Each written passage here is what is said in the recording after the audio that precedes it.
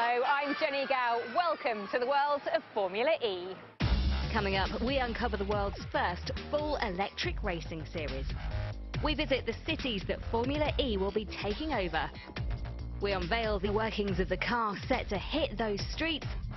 And we'll be letting you know how fans can directly affect the outcome of each race. There was absolutely nothing. There were no cars, there were no teams, no venues. So we had to create basically everything from scratch. We are bringing the show to the people. And we think this is a key feature of our championship. We race in city centers. We want people just to walk to the race or to take the tube or the bus. And we think that by showing electric cars racing around the biggest cities in the world, we will change the mind of a lot of people about electric cars. We come from motorsport, and we've been around for a while in GP2, in Formula 1. We love motorsport. And at one point, some of us discussed about the opportunity to create a new competition that would make motorsport more relevant in clean mobility. One of the things that really attracted us was the green aspect. Electric mobility will be the future of city mobility, of human mobility, especially in the core of the cities. We are green, we are ecological, and it's a strong message that we bring all around the world. Everybody has to do their bit to help the planet. We know that we cannot live much longer like this in this planet if we continue consuming it the way we do. Formula E could be paving the way in a much more direct way, and that's what we're hoping. FIA had the initiative, and we proposed to be the promoters of Formula E. So this was about 2 years and a half ago. First we looked for the cities, and in a few months we were able to find a big number of cities who wanted to have Formula E races. I think when they were looking for a location, I think Long Beach was really the target market they wanted. The anticipation is that this will be here for many years. The race to the future is about to start. At the same time, we started working on the car to make sure that on season 1 we would have a full grid. We started in August 2012, and we had the first car running with Roadshow battery end of October 2013, and the real race battery ran in January 14. In September, we presented the car at the motor show in Frankfurt. And that was like turning some kind of corner. We know how important is this FIA championship for the future. And then we confirmed the 10 teams. The 10 teams we confirmed at the end of 2013. The last team to be confirmed was Venturi with Leo DiCaprio also, which gave us also a big impact around the world in terms of press and visibility. The testing period has been really important, and drivers like Lucas Di Grassi, like Jarno Trulli, like Hopintung have played a key role on this. Lucas from the start on the concept of the car. Jarno was really an independent opinion. That was great to hear because it was really a very, very encouraging, very positive opinion when he tested the car. So far I've enjoyed it because it's nice to drive the car. In terms of feeling, it's perfect for a racing driver.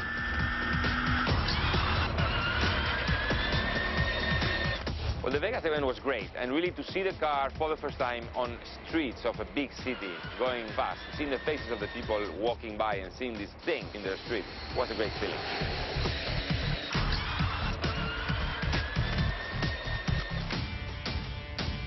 We got delivery of the cars during the first months of 2014. The teams got the cars, they started assembling cars, knowing the cars, and then we started testing. We did a lot of testing in Donington.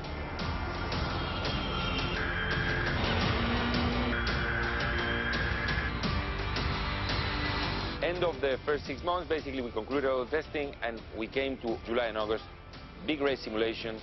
We're gonna sweep around different mappings just to collect as much data as we can. It's just a learning curve for everyone. We tested the pit lane, we tested the change of cars, which is new, and also very, very important, the charging system. We have to charge these cars, and this has never been done before in a race. And everything works right. The cars will be fully charged for the start of the race in Beijing.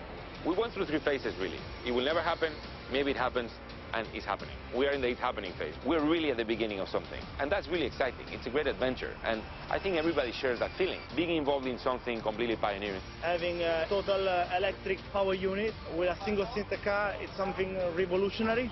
To be very honest, we don't know what's going to happen. I think it's the first ever electric single-seater race in history, and I think it will be very good for all the future generations. This is not another racing series. This is a series on its own.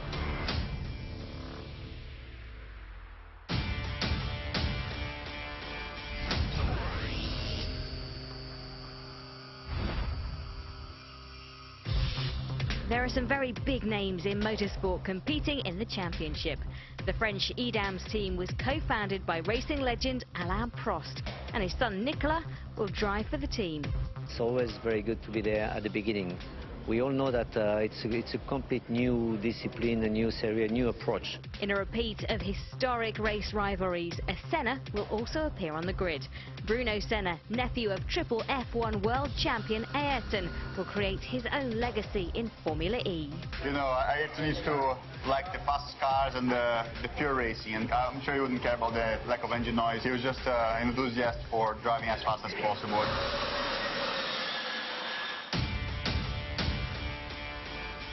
This championship features high-speed, single-seater racing in 10 of the world's most iconic cities. Starting in Beijing, the teams will speed around urban street race circuits in Putrajaya, Malaysia, Punta del Este, Uruguay, Buenos Aires, Argentina, Long Beach in California, Miami, Florida, Monte Carlo, Monaco, Berlin, Germany, and finishing up in London, England. In this, its inaugural year, the Formula E team have a massive task turning city streets into racing circuits. They've planned for the championship opener since the beginning of the year. For Chinese people, the Olympia Park is a national heritage place, so it's a very important space for them. The racetrack is 3.1 kilometers. We are building the track. We are also building race control, the pit garages, the offices. We need to build a city inside the city. In Beijing, we built everything from scratch. This place, Olympia Park, this first night, we've been dreaming there for 7 years. For us, it's very special. It's not easy to get a permission to race in that area. For us, it's a good timing for Formula E. Good timing for Beijing. Yeah, to be racing there with these state-of-the-art cars, I think is going to be a real amazing kickoff of the series. I think we're going to have a lot of attention over there, you know, a Chinese team inside the core of Beijing. Obviously, we're going to be under a lot of pressure, but we're ready to handle it. It's very exciting to start in China. China is the country of the future, so it will be a great show. I find with Formula E, the thing that's really exciting me is the fact that we're racing in city centres, really cool street courses downtown. It's accessible to fans. It's going to bring a lot of new things, a lot of firsts. It means we're bringing the racing to the people, which is fantastic. The atmosphere on street courses is second to none. It's just brilliant.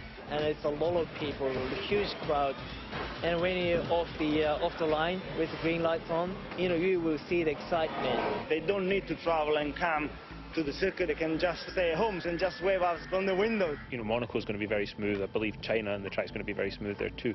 A lot of them are going to be bumpy though, so they're going to have to adapt that style to going over different surfaces. What we're going to meet is like this, you know, bumpy track, like holes and jumps, and we don't know. We're guessing that.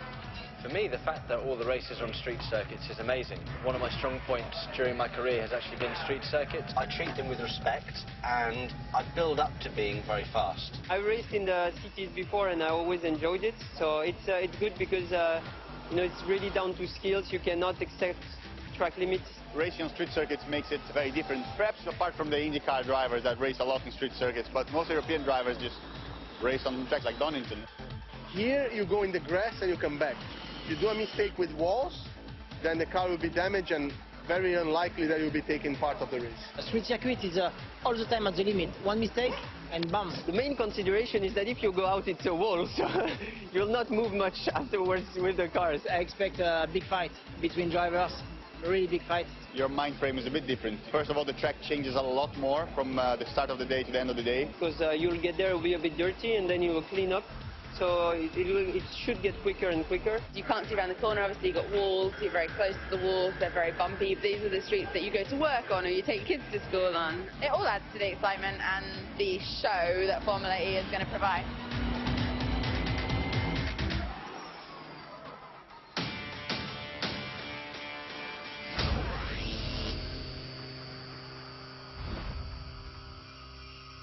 It's not just about racing. At each finish line, a world-class DJ will ramp up the party. From Saturday morning through to 11 o'clock on a Saturday night, we have a full musical soundtrack involving our Formula EJ, amazing DJ, can't really say who he is yet. We have our E-Village through to superstar DJs and world-renowned artists playing at the concerts. I think we've got a full day of fun planned.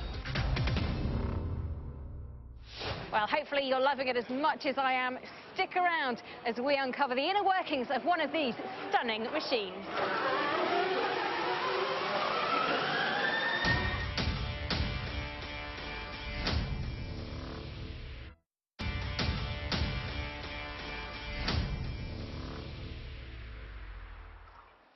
Welcome back. This is your guide to the all-new first fully electric racing series that is Formula E.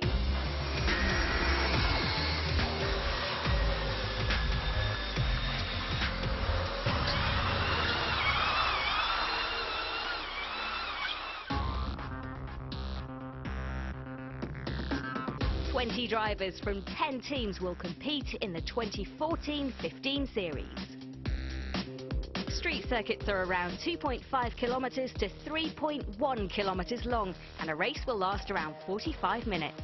There are a number of rules and Formula E specific aspects designed to make the championship challenging and more exciting.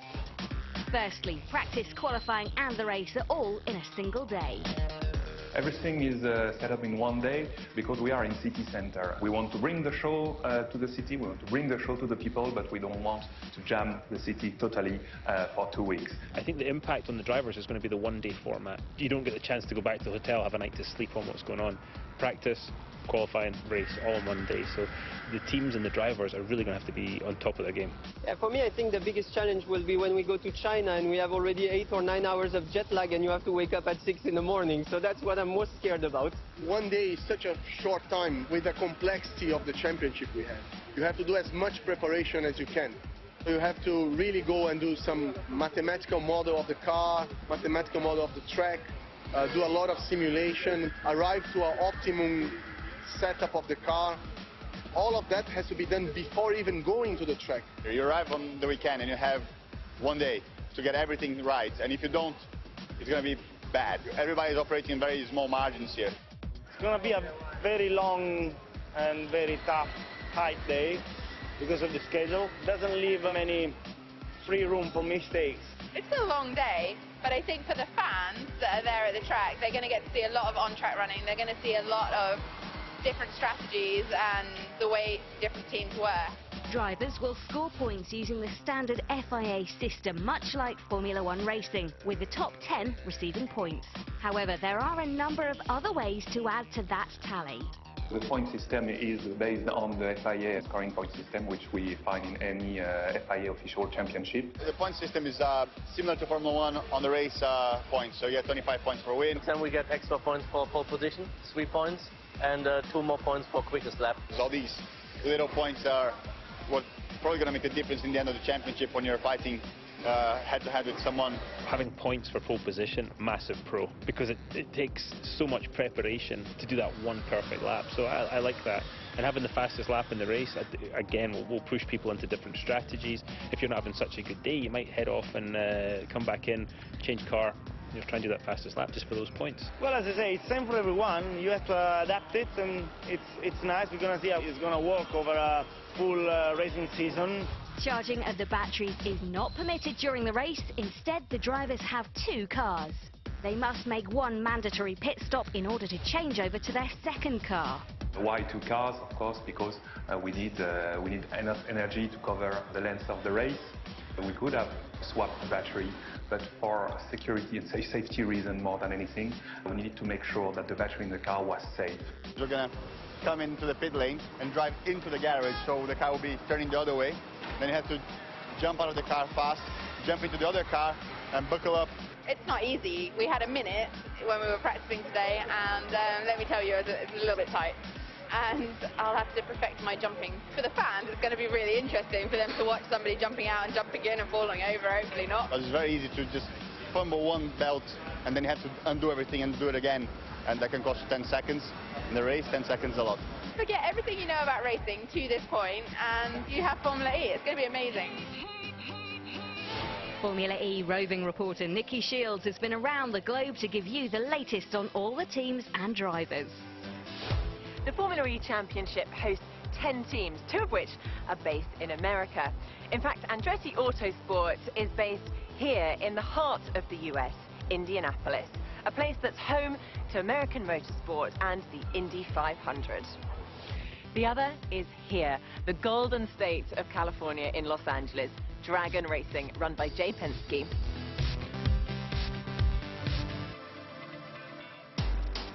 Firstly, let's meet 4 times IndyCar Series winners, Andretti Autosport.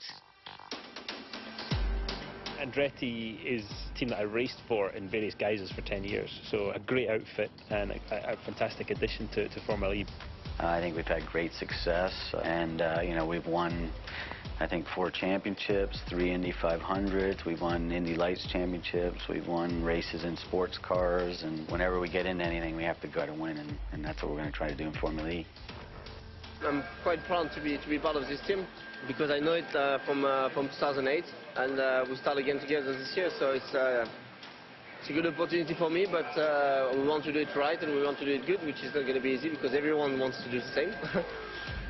Frank's a perfect guy for it. You know, he's driven for us in the past. He's a very technical driver, and I think you're going to need a technical driver to be successful in Formula E. And for me, Frank is excitement. You know, on the track he is, actually off the track too.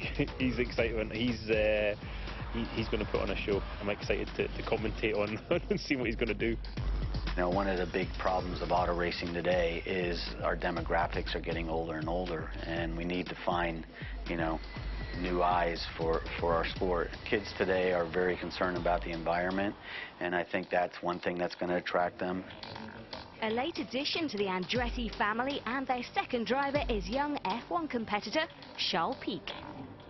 My experience in Formula E is very little, so I'm still discovering some stuff, but I try to learn as quick as I can, and for the moment it's going in the right direction.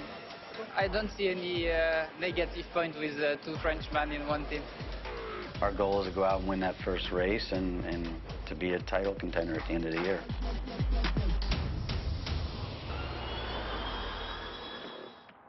Joining Andretti from the United States is a team born out of one of the most successful dynasties in racing history, the New York Yankees of motorsport, Penske. This is Dragon Racing. Dragon Racing is run by Jay Penske. If you know kind of the American racing scene, you know Roger Penske is a big name in Indy cars and sports cars, and Jay's Roger's son. A few of the American guys are here, help running it. The atmosphere is great. I've been working mainly with English teams, so I just got to get used to the accent. but no, it's great, you know, great guys. When I'm behind the wheel of the car, you know, with the helmet on and the visor closed, a bit Dr. Jekyll and Mr. Hyde, really. Obviously, there's times where you get a little bit more fired up, and that's part of the racing. Obviously, you want to control that as much as you can, because it's all about, and especially in Formula E, it's about being able to analyze what's going on and react to that. And so if you're too nervous or fired up or, you know, or warm-headed, you might just miss some information, you won't react the right way, and your race is over. And these cars are quite unique with it being full electric. You can't drive this thing flat out, maximum power, because you're only going to last, you know, 6 to 8 laps. It's a thinking man's game. You've really got to maximize the power all the time. I think it's something quite new, and I think that's why there's so much interest.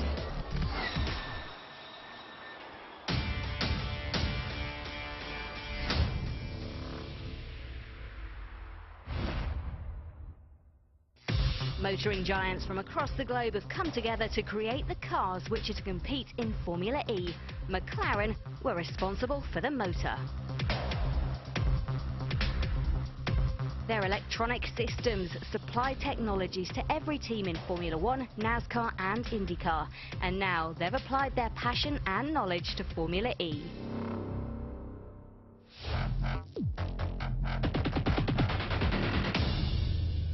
We provide the powertrain. So this is the electric motor, the gearbox differential, the power electronics that controls that motor, and the control electronics and dashboard displays for the car. McLaren got involved in the series when it was first conceived about 2 years ago. And the reason that we were attracted was that we had just finished developing electric drivetrain as part of our hybrid motor for the McLaren P1 road car. And being able to apply that into a fully electric vehicle and one that was pushing performance was both intriguing and attractive for us. This motor, probably the most impressive feature is just how much power you get out of a small package. You have a rotor in the middle. You then, around the outside of that, have a stator, which has a whole lot of copper wound around it. And it's by putting current through the copper which generates a magnetic field, which makes the motor turn. It's passion and completeness that we strive for. The battery has been developed by another motorsports master, Williams. Formula E is quite special in that this is going to be the first all-electric racing series. And we've had to deliver 40 batteries, plus some spare batteries. We've had to do it in a very short period of time. And that's really what Williams Advanced Engineering is all about. The battery is so large, it's a part of the car's main structure, with the gearbox and the driver's monocoque attached to the battery casing. In electrical engineering terms, we define power as kilowatts. By rules and regulations, we've got approximately 30 kilowatt-hours stored energy in the battery and can provide 200 kilowatts. 200 kilowatt is effectively equivalent of 270 horsepower. Formula E battery is equivalent to 10,000 AA batteries. These are lithium-ion cells. We have a considerable number, over 150 in the batteries, and these cells are typically considerably larger than you would see in the back of your mobile phones and laptops. One of the important features of an electric propulsion system is its regenerative braking capability, which means that to slow the car down, electric machine starts operating as a generator. It's a very, very exciting program to be involved in. It's the first of its kind. It's always nice to be involved in something that's completely fresh and new. I think the cars look fantastic. People are going to be genuinely surprised about the noise of the cars, and I think everybody's expecting the battery cars to be completely silent, and I think people will be pleasantly surprised when we've got 20 cars on the grid, just how different it's going to be.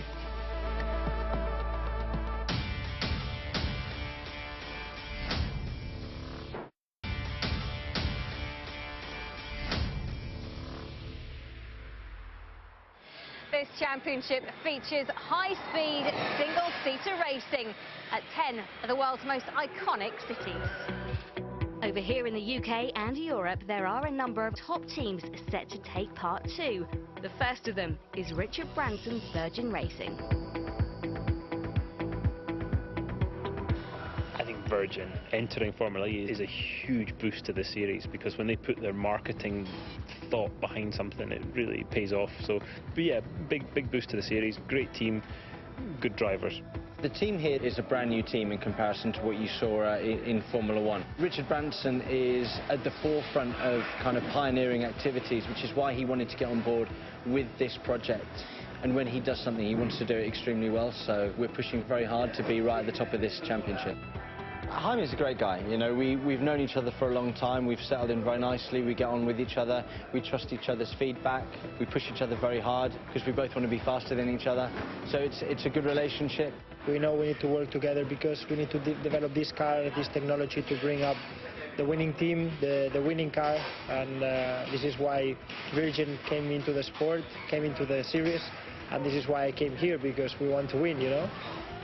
Driving the car is very different because it's electric car power. So obviously, you know, you need to adapt your driving style, and you need to find potential on different areas where you never think they were. You need to respect what is the car limit and the weight of the car, downforce level. I need to play a lot with the steering wheel because you have to manage the battery big time. My main objective is to win the championship, because I don't like to do anything of my life which I feel I'm not the best at. So the Virgin needs to be leading the championship and needs to win. Elsewhere on the continent, Italian Jarno Trulli proudly displays his name on his brand new team's liveries. I strongly believe in this series and in the concept of this series. Having in the motorsport a total electric single-seater car, it's something revolutionary. We are green, we are ecological, and it's a strong message that we bring all around the world. I'm sure at this point he's thinking, why did I become a team owner? You know, as a driver, it always sort of seemed to me it was a very difficult job being a team owner. I don't think you'd pay me enough to. Well, you might be able to pay me enough, but it would have to be a lot to be a team owner. A lot of gambling, a lot of sacrifice, and a lot of risk. Obviously, I'm really proud, but as well very responsible for all those people working for my team. I've joined as a driver as well because I felt that it could be the best option in order to give my team a quick and good technical direction. So far, I can say I'm really proud of it. Team's a little late getting organised, I think, and that might hurt them in the opening races. But they'll figure it out pretty quickly, I think. To be honest, Michela is next to me because I want to teach her all I know about racing, and is learning day by day. So there's no competition inside the team, honestly. Of course, I want to beat him because he's my teammate, and you know the first goal for every driver is to beat the teammate first of all. But he doesn't know that, I think. She hasn't been driving a single-seater car for so long, so obviously having me next to her, it might be a big asset for her as well in order to grow up for her own career. It's really a pleasure for me and an honor for me to work with someone like Jarno Trulli. For sure, he's the best Italian driver that we have ever had in Formula One, and it's very important for me to gain from his experience and to listen to his advice, and it's a great advantage for me. I started racing around 21 years old, and it was quite late. And then when I started having unexpected results in touring car races, I wanted to make it as a reason of life. And I started with single-seaters, and then I had also results in single-seaters. So now I finished here with such great drivers and great teams, really over the top. And it's such an honor for me to be here.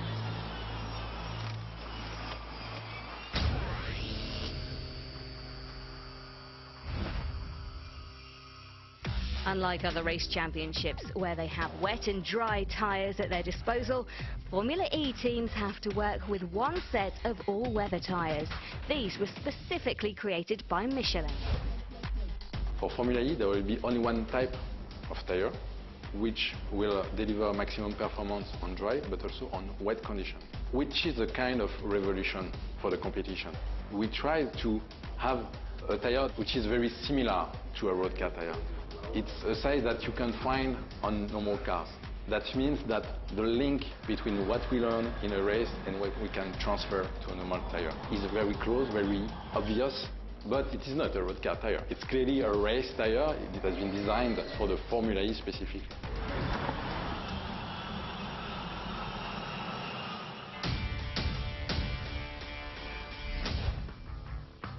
In Monaco is a team born from electric road cars and their explorations into all-electric land speed record breaking. This is Venturi, co-founded by Hollywood star Leonardo DiCaprio. Yeah, Venturi Grand Prix, it's a Monaco team. The spirit of Venturi is the electric car. They are working a lot on the record on a straight line, very high speed. They will try this year again to improve the record with electric car, 100%. So Formula E, it's a perfect opportunity for them to achieve and to show what they can do. All that we have learning for more than 10 years, we can transfer that to Formula E, and that's what we are here for. I think Venturi as a manufacturer have been down this road. They might understand the usage of the power, the battery power, and the recharging of it to get the most out of it. But you know, as a manufacturer, there's got to be advantages there, and I'm sure they'll be looking for every single one they can find. We try to be ready. The preparation is now. All the tests are very important for everybody. We have all the same car at the beginning, and it's a big challenge for the team, engineer, driver, to be really exciting to watch. To drive this Formula E car is more or less to drive as any other Formula car. The biggest difference is that you have to look after the power. Of course, the sound is very different compared to Formula 1, where you think it should scream, it should be noisy. Formula E should be completely different, and it is. It's a very high level of drivers and teams. We can see many drivers from F1. It's impressive for the first season. So the main contender are, I think, Dams. It's a very strong team with Buemi and Prost, especially Sébastien. And Abt also is a good team. Maybe Virgin also. And I hope us. We are pushing really hard. We want to be first and second. That's the target. Stay where you are for more Formula E action as we go behind the scenes of some of the biggest teams in the series.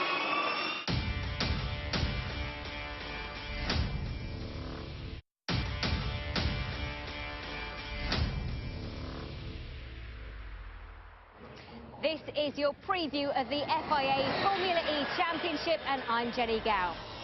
One of the favourites, Edams Renault, is co-founded by 4 times Formula 1 champion Alain Prost.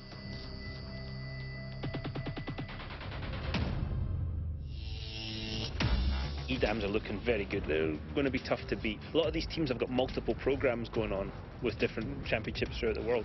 Edams look like they've really taken a whole separate unit and focused on Formula E. Edams is a new company. We're using a big part of the Dams facilities and mechanics, engineers.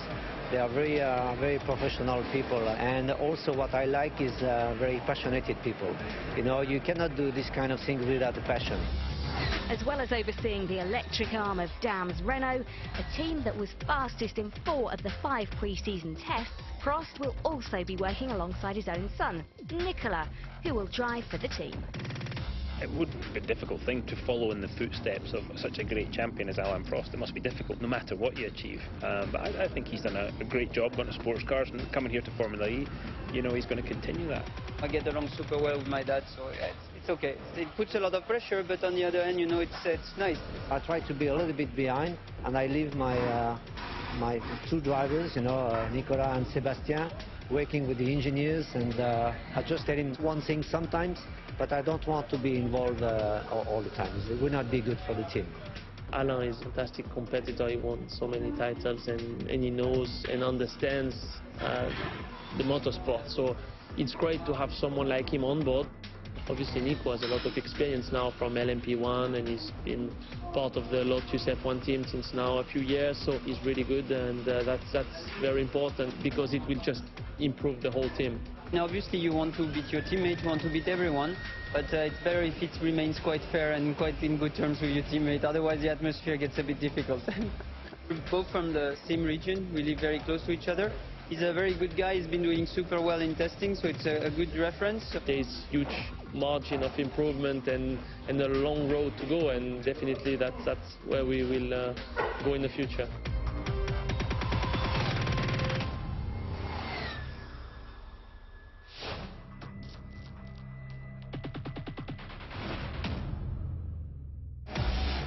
In the first year, all teams will have the same car. In the second year, to build a platform for new technologies, constructors will be allowed to develop and create their own components for the car. Audi are reaffirming their partnership with DTM and GP2 behemoths Abt Sportsline as they line up together on the grid, with Daniel Abt being joined by another former F1 driver, Lucas di Grassi.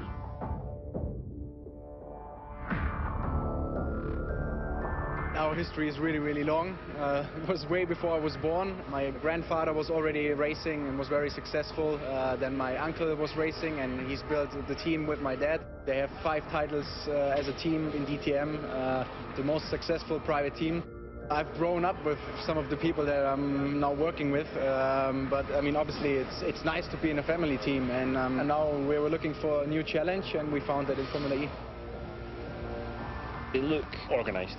They do. They look like they've got it together. Luke has been the test driver. He's got the more seat time in these cars than anybody, so he's got that bit figured out. Daniel got really kind of current experience in cars of this kind of speed. Lucas is clearly the benchmark for me at the moment. He already came with a lot more experience just because he knows how to do energy management and all that stuff from LMP racing. So for me, it's all about catching up and trying to get close to him and beat him. Daniel is a great guy. He has been very fast many occasions. It's great to analyze the data against him, and we discuss pretty much everything to improve the team as a whole. It's for sure going to be tough. I mean, the other teams, they don't sleep. They're going to give us a hard time, but we came here with the ambition to really do well, and we take this project 100% serious, and we've put all our effort into it, and so far I think we could show that yeah, the other teams have to take care of us, and hopefully we're going to win the first race. Now, to look at the 10 teams that make up the grid, let's head to Asia.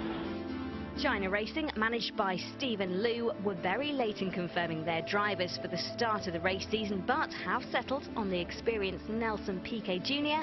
and Ho Pin Tung. Obviously, I feel sorry for all the fans. They are waiting for many months, yeah? And but our problem is that we have to find a good driver in good quality, and we have to find one driver from China. Good level Chinese driver, we don't have many choice. That's why it took us a long time. Ho Pin Tung, he raced Formula 3 with me back in the day, A1 GP. We've raced against each other quite a bit back in the past. He's half Chinese and half Dutch, and obviously I'm half Dutch, so we have a little bit of a connection in Holland. I have a long-lasting history with the Chinese national team, of course, and it's a great honor to be asked by them to join the team once again, and especially in a series like Formula E, which might well be the future of racing. We know he's a really good driver. We know he's really capable. He's one of the top Chinese drivers in the world at the moment. For us, it's important his Chinese face. He's famous in China, and a lot of girls like him, so it's our sponsor will like him. Lack of track time definitely is a disadvantage, but yeah, hopefully we'll be able to catch up. At the moment, I'm still learning a lot from Nelson, since he's done a lot more mileage in the car than I have. But yeah, hopefully soon I will be able to exchange some more info with him from my side as well. This year, we want to learn from this new electric cars. Our aim is to top 5, top 6 in the championship every race, and then the best thing is to win the race in Beijing.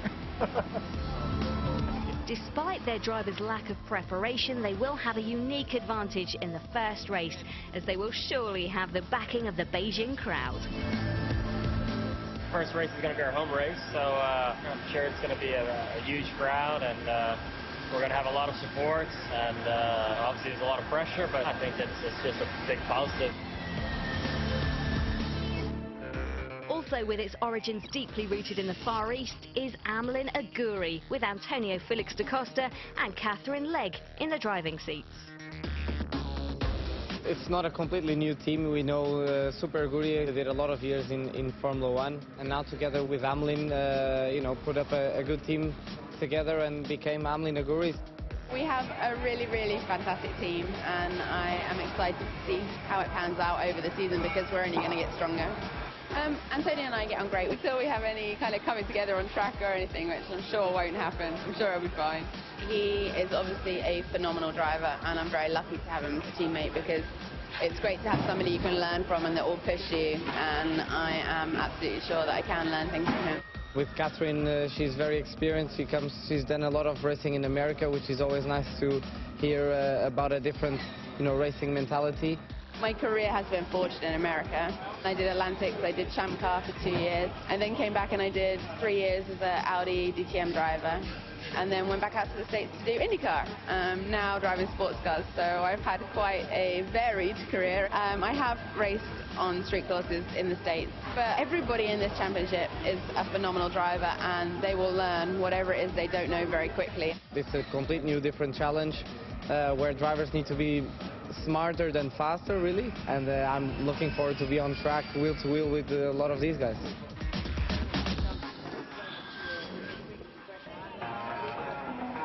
One of the teams that comes to the championship with a vast experience in the production of electric vehicles hails from Mumbai, India.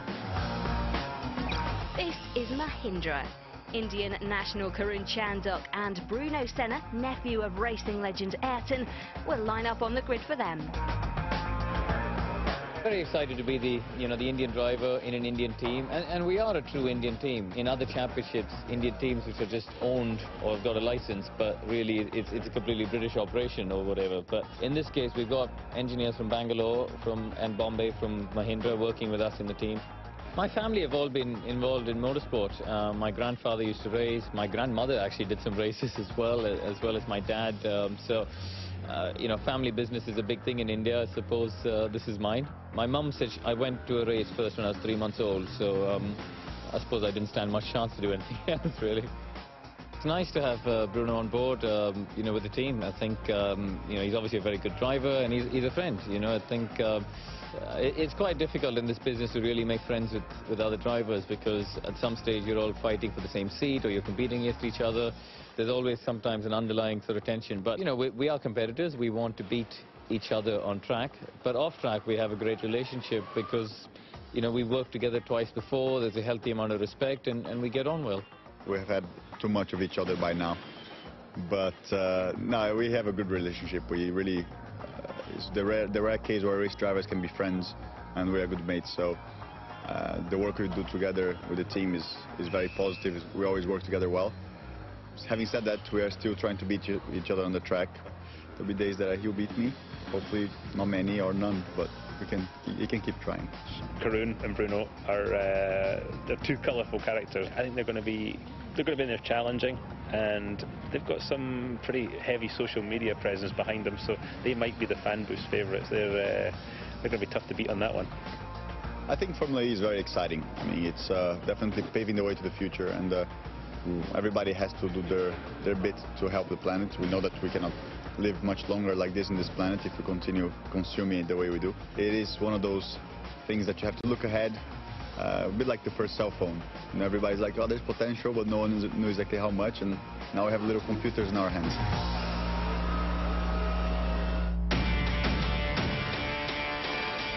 Another unique feature of Formula E is the fans having the ability to directly affect the race outcome.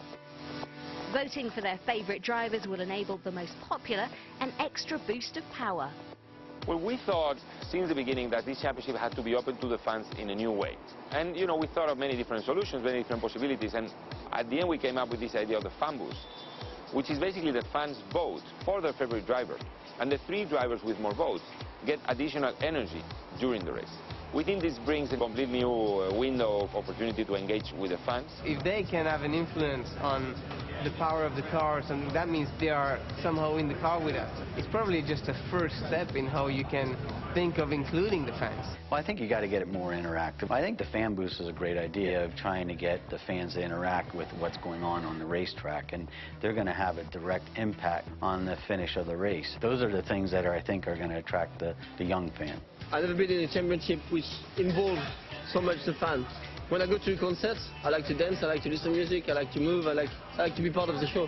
So I'm quite happy to see things moving up and change. I think Fan Boost is something very special because it's a way to interact with fans and with people that support Formula E and supports yourself, as a driver. I'm lucky, I got lots of followers on social media, so I can really hopefully take those fans and get them to vote. I don't think I have many chance against the young drivers, female drivers, so I think they will get it. The fan boost will be a good help.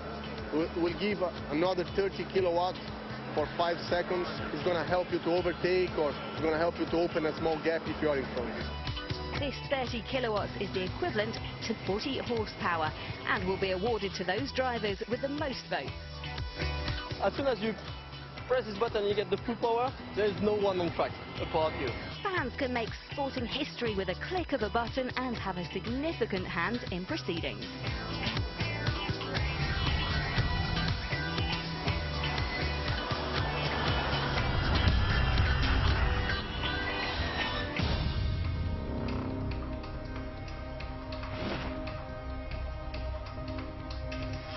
The FIA Formula E Championship sparks into life on the 13th of September in Beijing. Make sure you're tuned in to see electric action from this groundbreaking race series. To see the car for the first time on streets of a big city racing is happening, and that's really exciting. when you have a race in the middle of a city, it can't help but be exciting for the fans. It's definitely paving the way to the future. It's something revolutionary. It's going to be an event, a real happening, I think.